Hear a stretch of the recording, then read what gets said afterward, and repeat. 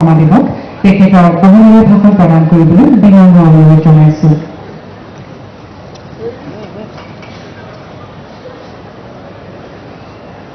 অসমৰ সন্মানীয় শিক্ষামন্ত্ৰী ডক্টৰ ৰণোজ পেগু ডাঙৰীয়া, অসম চৰকাৰৰ শিক্ষা বিভাগৰ সচিব শ্ৰী নাৰায়ণ কোঁৱৰ ডাঙৰীয়া, অসম শিক্ষা সংসদৰ অসম ৰাজ্যিক শিক্ষা সংসদৰ উপাধ্যক্ষ ৰুক্ম গোহাঁই বৰুৱা ডাঙৰীয়া, ডাইৰেক্টৰ হায়াৰ এডুকেশ্যন শ্ৰী নয়ন পাঠক ডাঙৰীয়া, ডাইৰেক্টৰ অফ ছেকেণ্ডেৰী এডুকেশ্যন শ্ৰীমতী মমতা হোজাই ডাঙৰীয়ানী, উপস্থিত আজি নিযুক্তি পত্ৰ ল'বলৈ অহা সহকাৰী অধ্যাপক পদত নিযুক্ত প্ৰবক্তাসকল, অসমৰ বিভিন্ন মাধ্যমিক বিদ্যালয়ত কৰ্মৰত অতিৰিক্ত শিক্ষকসকল আৰু উপস্থিত সুধীবৃন্দ। ইতিমধ্যে শিক্ষামন্ত্ৰী ৰণোজ পেগু ডাঙৰীয়াই উল্লেখ কৰিছে যে আজিৰ দিনটোত আমি দুটা গুৰুত্বপূৰ্ণ নিযুক্তি প্ৰক্ৰিয়া সমাপন কৰাৰ বাবে ইয়াত সমবেত হৈছোঁ। অসমৰ বিভিন্ন মহাবিদ্যালয়ত প্ৰয়োজনীয় 58 গৰাকী সহকাৰী অভিযন্তাৰ পদ আজি আমি পূৰণ কৰিব বিচাৰিছোঁ। সম্পূৰ্ণ স্বচ্ছতাৰে এই প্ৰক্ৰিয়া সামৰণি পৰাৰ পিছত আজি আমি কেইগৰাকীমান অধ্যাপক অধ্যাপিকাক নিযুক্তি পত্ৰ হাতত তুলি দিছোঁ আৰু খন্তেক সময়ৰ পিছতে আনসকলেও নিযুক্তি পত্ৰ লাভ কৰিব। আমাৰ ৰাজ্যত বিভিন্ন বিদ্যালয়ত অতিৰিক্ত শিক্ষক হিচাপে 4,529 গৰাকী শিক্ষক শিক্ষয়িত্ৰীয়ে তেওঁলোকৰ যিটো শিক্ষা বা শিক্ষকৰ দায়িত্ব তাক পালন কৰি আহিছিলে। এটা সময়ত ৰাজ্যৰ শিক্ষাৰ বিশেষকৈ বিদ্যালয়সমূহত শিক্ষাৰ অভাৱ দূৰ কৰাৰ বাবে মাহিলী 8,000 টকাৰ পাৰিশ্ৰমিকেৰে এই শিক্ষকসকলক নিযুক্তি কৰা হৈছিল। এটা সময়ত বিশেষকৈ 2012 চনত এই শিক্ষকসকলৰ দৰমহা প্ৰথমে 15,500 টকা আৰু 2018 চনত ৰাজ্যত ভাৰতীয় জনতা পাৰ্টীৰ চৰকাৰ গঠন হোৱাৰ পিছত 20,000 টকালৈকে বৃদ্ধি কৰা হয়। 2020 চনৰ অৰ্থাৎ 1 জুলাই তাৰিখে পুনৰ এবাৰ 5,243 গৰাকী এই অতিৰিক্ত শিক্ষকক ৰাজ্য চৰকাৰে নিয়াৰ ৰেগুলাৰাইজেশ্যন বা নিয়মীয়া শিক্ষকৰ সম এটা ৰূপ প্ৰদান কৰিবলৈ চেষ্টা কৰে। আমি চাকৰিৰ কাৰ্যকাল 60 বছৰলৈ বৃদ্ধি কৰোঁ আৰু তেওঁলোকক নিয়মীয়া শিক্ষকৰ বেতন দিবৰ বাবেও আমি সিদ্ধান্ত গ্ৰহণ কৰোঁ। ঠিক সেইধৰণে সেই সময়ত মাদ্ৰাছা শিক্ষানুষ্ঠানসমূহতো এই ধৰণে চুক্তিমূলকভাৱে শিক্ষক নিযুক্তি কৰা হৈছিল আৰু তেওঁলোককো আমি চৰকাৰৰ সিদ্ধান্ত অনুসৰি সাধাৰণ বিদ্যালয়ৰ শিক্ষক শিক্ষয়িত্ৰীৰ পদলৈ অতিৰিক্ত শিক্ষক হিচাপে আমি তেওঁলোককো এই ধৰণৰ সা সুবিধাসমূহ আমি বৃদ্ধি কৰোঁ। আজি 2008 চনত আৰম্ভ হোৱা এটা ডাঙৰ বা এটা নিযুক্তি প্ৰক্ৰিয়া আজি আমি তাক এটা লজিকেল কনক্লুজন বা তাক আমি সম্পূৰ্ণ ধৰণে ইয়াৰ যিবিলাক হিষ্ট্ৰী আছিলে লিগেচি আছিলে তাক সমাপন কৰি আজি আমি আটাইকে নিয়মীয়া শিক্ষকৰ নিযুক্তি দিবলৈ ইয়াত সমবেত হৈছোঁ। আজি আমি যদিও এটা সময়ত আমাৰ নিযুক্তিৰ সময়ত আমি দেখা পাইছিলোঁ যে 2008 চনত এই নিযুক্তিৰ সংখ্যা বা এই নিযুক্তি পোৱা শিক্ষকৰ সংখ্যা প্ৰায় 5,000তকৈ অধিক আছিল কিন্তু বিভিন্ন চৰকাৰী আমি চাকৰি বুলিয়ে কওঁ বা বিভিন্ন সা সুবিধাৰ পোৱাৰ পৰিপ্ৰেক্ষিতত কিছু শিক্ষকে এই কামৰ পৰা আঁতৰি গৈছিল আৰু আজি আমি যিখিনি অৱশিষ্ট সেই শিক্ষকৰ 4,529 গৰাকী শিক্ষকক আমি নিয়মীয়াকৰণ কৰিবলৈ আগবাঢ়িছোঁ। অৱশ্যে 150 গৰাকী শিক্ষকে তেওঁলোকে আগৰ দৰে অতিৰিক্ত শিক্ষক হৈ থকাৰ বাবে অপশ্যন দিয়াৰ পৰিপ্ৰেক্ষিতত তেওঁলোকে আগৰ দৰে নিশ্চিত সা সুবিধাৰ মাজেৰে চুক্তিবদ্ধ শিক্ষক বা অতিৰিক্ত শিক্ষক হিচাপে কাম কৰি গৈ থাকিব। আজি নিয়মীয়াকৰণৰ লগে লগে আমাৰ শিক্ষক শিক্ষয়িত্ৰীসকল কেইবাটাও চৰকাৰী সুবিধাৰ লগত জড়িত হ'বলৈ সুবিধা পাব। আমি সকলোৱে জানো যে আমাৰ চৰকাৰৰ 2005 চনৰ পিছত নিযুক্ত চৰকাৰী শিক্ষক শিক্ষয়িত্ৰী বা কৰ্মচাৰীসকলক আমি নিউ পেনশ্যন স্কিম দিয়াৰ বাবে সিদ্ধান্ত গ্ৰহণ কৰিছিলোঁ। নিউ পেনশ্যন স্কিম আছিলে যে চৰকাৰ আৰু কৰ্মচাৰীজনৰ অংশীদাৰিত্ব। এতিয়া অহা 1 এপ্ৰিলৰ পৰা কাৰ্যকৰী হোৱাকৈ আমি NPS যিসকল চৰকাৰী কৰ্মচাৰী আছে তেওঁলোকক আমি UPS অৰ্থাৎ ইউনাইটেড পেনশ্যন স্কিমলৈ লৈ যাবলৈ সিদ্ধান্ত গ্ৰহণ কৰিছোঁ। ইয়াৰ ফলত দুটা ধাৰাৰ সৃষ্টি হ'ব। 10 বছৰতকৈ কম চাকৰি থকা সকলে এটা নিৰ্দিষ্ট পেনশ্যনৰ পুঁজি লাভ কৰিব আৰু যিসকলৰ আৰু এটা পিৰিয়ড চাকৰি তেওঁলোকে সমাপন কৰিব তেওঁলোকে সম্পূৰ্ণভাৱে চৰকাৰৰ পেনশ্যন TADA বা যাক আমি ডিয়াৰনেছ এলাউন্স বুলি কওঁ এই গোটেইবিলাক পেনশ্যনৰ লগত জড়িত হৈ পৰিব। মই ভাবোঁ যে আমাৰ অতিৰিক্ত শিক্ষকসকল যিসকল আছিল দুটা স্লেপত যাৰ 10 বছৰ চাকৰি আছে তেওঁলোকে এটা নিয়মত আৰু যাৰ 25 বছৰ চাকৰি আছে তেওঁলোকে এটা নিয়মত UPSৰ পৰা সুবিধা পাবলৈ সক্ষম হ'ব, যিটো অহা আমাৰ বিত্তীয় বৰ্ষৰ বাজেটত তাৰ প্ৰতিফলন ঘটিব।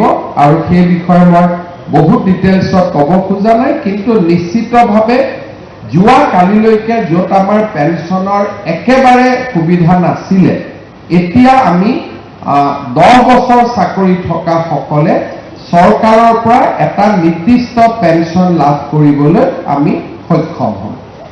দ্বিতীয়তে চিকিৎসাৰ ক্ষেত্ৰত মুখ্যমন্ত্ৰীৰ লোকসেৱা আৰোগ্য যোজনা। এই যোজনাৰ জৰিয়তে আমাৰ বেমাৰ আজাৰ হোৱাৰ লগে লগে আমি চৰকাৰৰ পৰা সম্পূৰ্ণ ট্ৰিটমেণ্টৰ বাবে প্ৰয়োজনীয় ধন লাভ কৰিব পাৰিম। আৰু আজি নিয়মীয়া হোৱা কৰ্মচাৰীসকলক মই অনুৰোধ কৰিম যে আমাৰ চাকৰিত যোগদান কৰাৰ পিছত প্ৰথম দৰমহা পোৱাৰ লগে লগে আমি যাতে নিজক মুখ্যমন্ত্ৰীৰ লোকসেৱা আৰোগ্য যোজনাৰ অধীনত আমি নিজকে যাতে অন্তৰ্ভুক্ত কৰি লওঁ। ইয়াৰ ফলত আমি ৰেগুলাৰ মেডিকেল ৰিইম্বাৰ্সমেণ্ট পাবলৈ সক্ষম হ'ম। CGHC চেন্ট্ৰেল গভৰ্ণমেণ্টৰ ৰেট অনুসৰি বা তালিকা অনুসৰি আমি নিৰ্দিষ্টভাৱে এই সুবিধাসমূহ যি নিয়মীয়া চৰকাৰী কৰ্মচাৰীয়ে পাব পাৰে সেইখিনি সুবিধা আমি লাভ কৰিবলৈ সক্ষম হ'ম।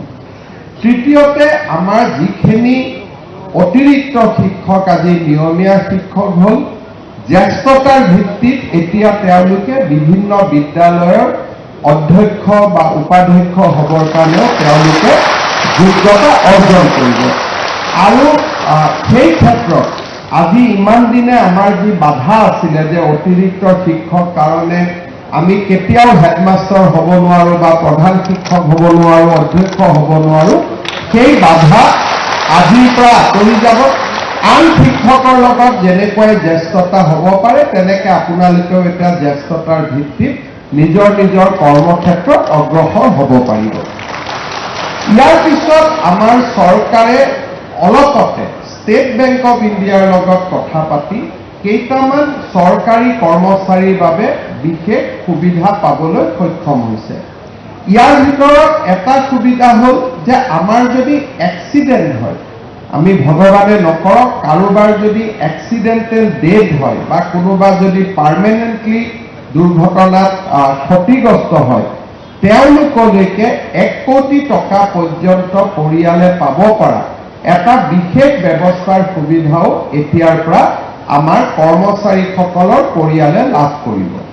ইয়াৰ পিছত আন এটা সুবিধা হ'ল যে ভগৱানে নকৰক কিন্তু আমি সকলোৱে জানো যে মানুহ মৰণশীল, মৃত্যুৰ যিটো চিৰন্তন সত্য সেই সত্যৰ পৰা আমি কোনেও আঁতৰি আহিব নোৱাৰোঁ। কিন্তু আজিলৈকে অসমত যদি কোনোবা চৰকাৰী কৰ্মচাৰীৰ মৃত্যু হয় তেওঁলোকক 5% কম্পেনচনেট এপইণ্টমেণ্টৰ ব্যৱস্থা কৰা হৈছিল। কিন্তু আমাৰ চৰকাৰে এটা বিশেষ নিয়ম কৰিছিলে যে যদি কোনোবা চৰকাৰী কৰ্মচাৰীৰ মৃত্যু হয় তেওঁৰ পৰিবাৰ বা তেওঁৰ পৰিয়াল, যাৰ নিকট আত্মীয় বুলি কওঁ, এলোকে বুলি কওঁ, সেই ব্যক্তিজনে চৰকাৰী কৰ্মচাৰীজনৰ 60 বছৰ নোহোৱা পৰ্যন্ত সেই একেটা দৰমহা নিয়মিতভাৱে বেংক একাউণ্টত লাভ কৰিব। আজিৰ পৰা মই নাভাবোঁ যে ভগৱানে কৰক এনেকুৱা সুবিধা আপোনালোকৰ কোনোবাই ল'ব লাগে, কিন্তু যদি পৰিৱেশ আৰু পৰিঘটনাৰ ফলত আমাৰ যদি কাৰোবাৰ জীৱনত এনেকুৱা সমস্যা আহি পৰে তেতিয়াহ'লে আপোনালোক সকলোৱে বিশেষকৈ পৰিয়ালে অন্তত এটা সময়ৰ বাবেও আপোনালোকে নিজৰ পৰিয়ালৰ কথা চিন্তা কৰিব নালাগে। সেই পৰিয়ালটোৱে চৰকাৰৰ পৰা দৰমহাও পাব আৰু মৃত্যুৰ পিছতো ইউনিফাইড পেঞ্চন স্কিমৰ সুবিধা তেওঁলোকে নিৰন্তৰ পাই থাকিব।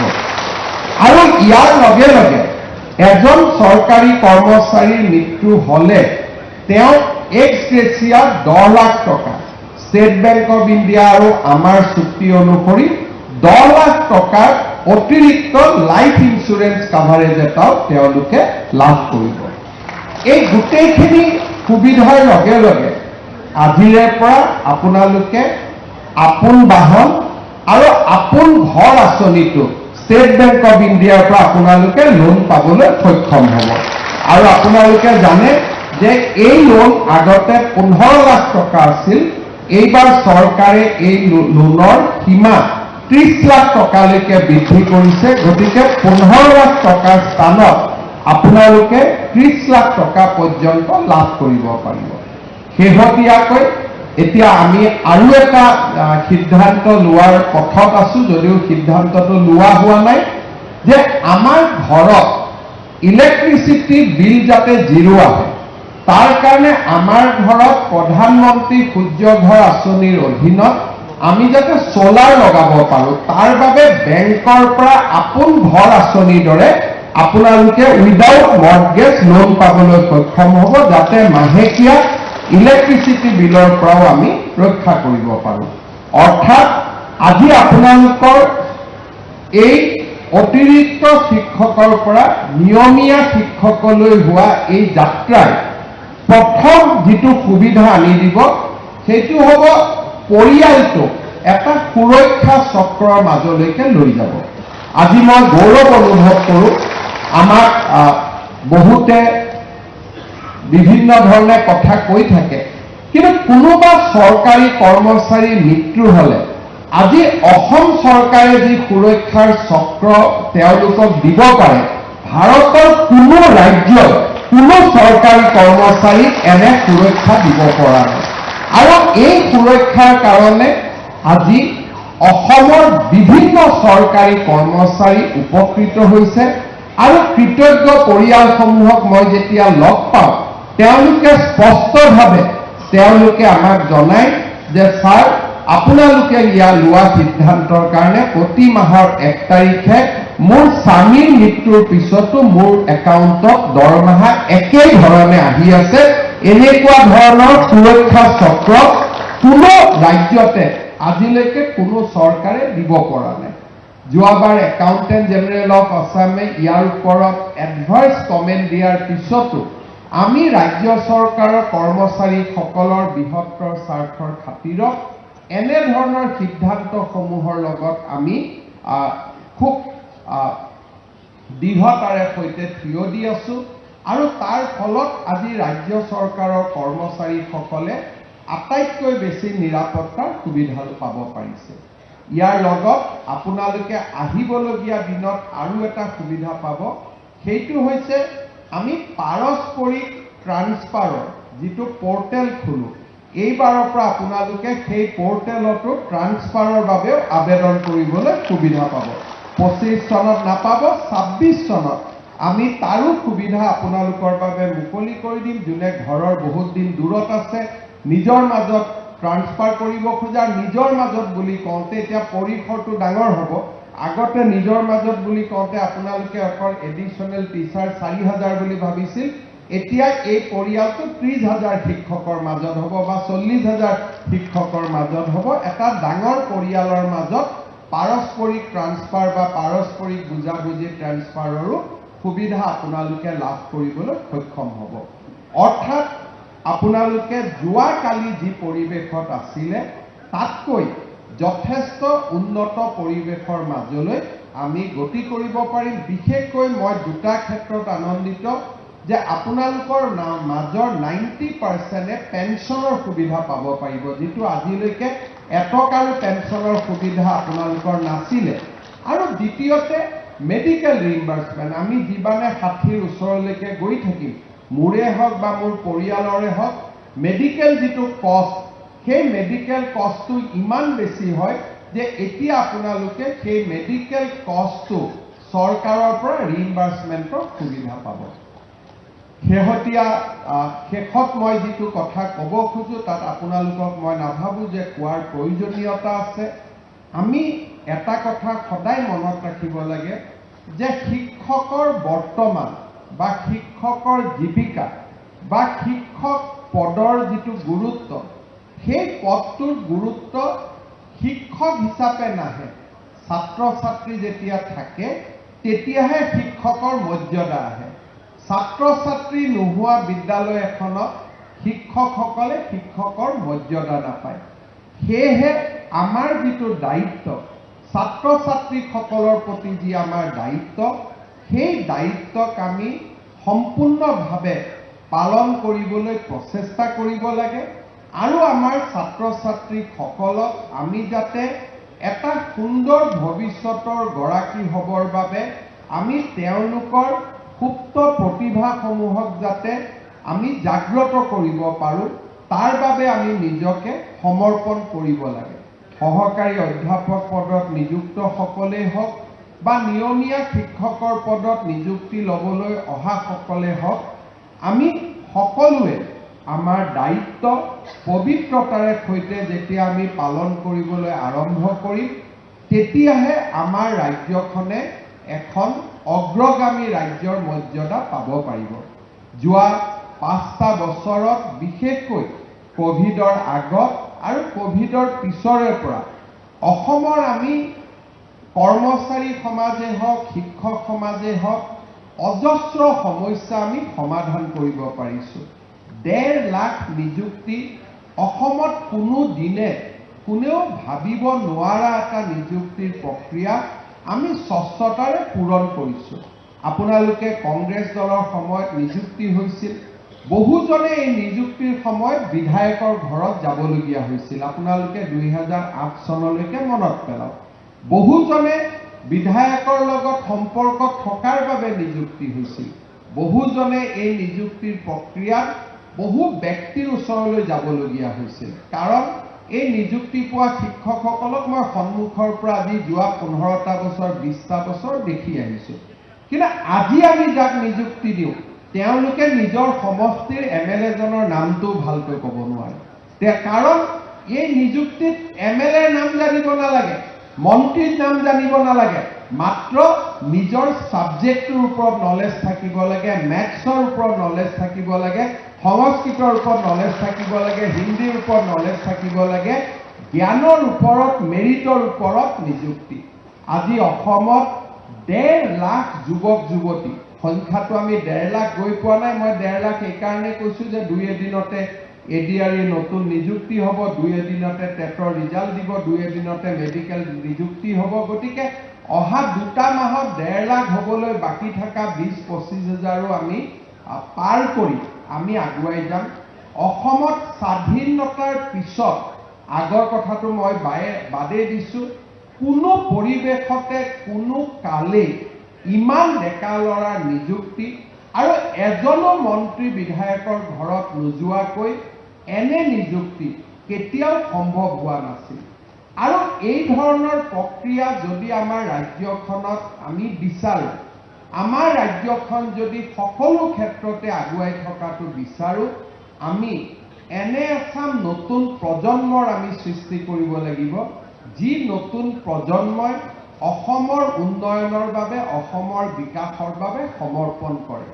আৰু এনে ধৰণৰ শিক্ষা আমি স্কুলৰ শ্ৰেণীকোঠাৰ পৰা আৰম্ভ কৰিব লাগিব।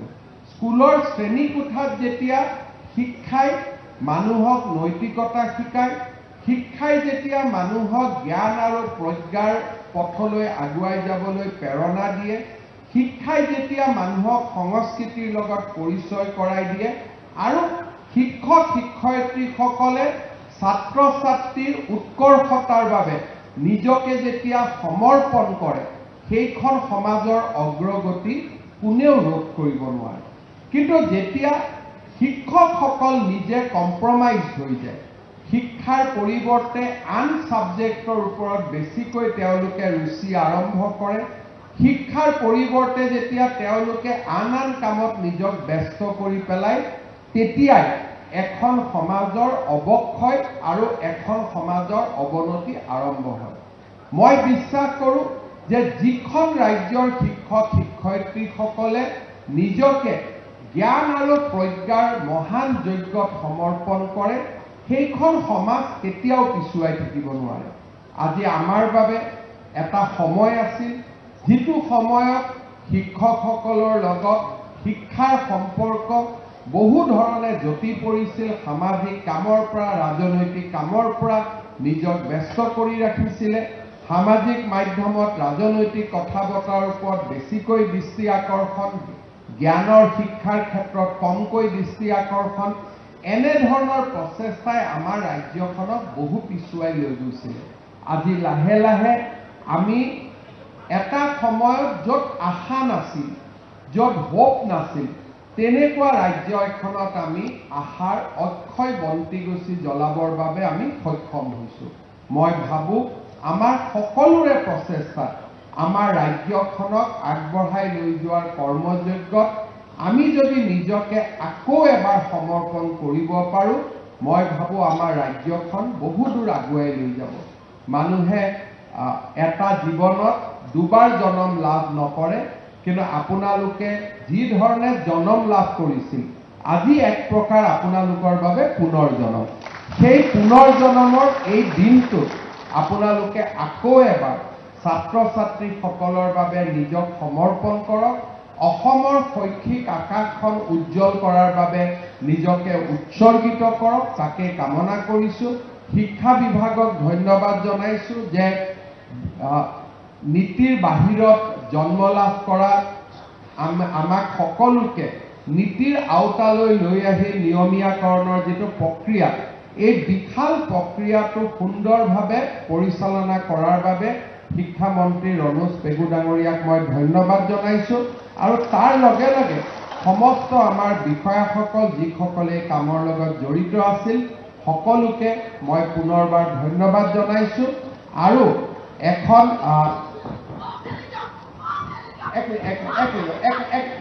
মা তই মোক লগহে পাব লাগে, চিঞৰ বাখৰ কৰিলে কি হ'ব? বৈ এতিয়া মই আৰামত লগ পাই লওঁ, বহাই তাতে বহাই ভিতৰ ৰুমত বহাই লগ পোৱা কথাটো কিমান চিঞৰিব কিয় লাগে? মোক লগ পাম বুলি ক'লে হয়। ঠিক আছে, আমি সকলোকে আকৌ এবাৰ নিজকে সমৰ্পণ কৰক, শিক্ষাৰ ব্যৱস্থাৰ বাবে, ছাত্ৰ ছাত্ৰীসকলৰ উন্নয়নৰ বাবে নিজক সমৰ্পণ কৰক। যিসকল শিক্ষা বিভাগৰ বিষয়াই এই কৰ্মযজ্ঞ সমাপন কৰাত আমাক সহযোগিতা কৰিলে, আটাইকে মই আকৌ এবাৰ ধন্যবাদ জনালোঁ। সকলোৰে ভাল জীৱন হওক, সকলোকে জীৱনত আগবাঢ়ি যাওক। পুনৰ এবাৰ সকলোকে ধন্যবাদ আৰু পুনৰ জনমৰ অভিনন্দন জনাই মই মোৰ বক্তব্য সামৰণি মাৰিছোঁ। ধন্যবাদ। জয় হিন্দ, বন্দে মাতৰম। ধন্যবাদ।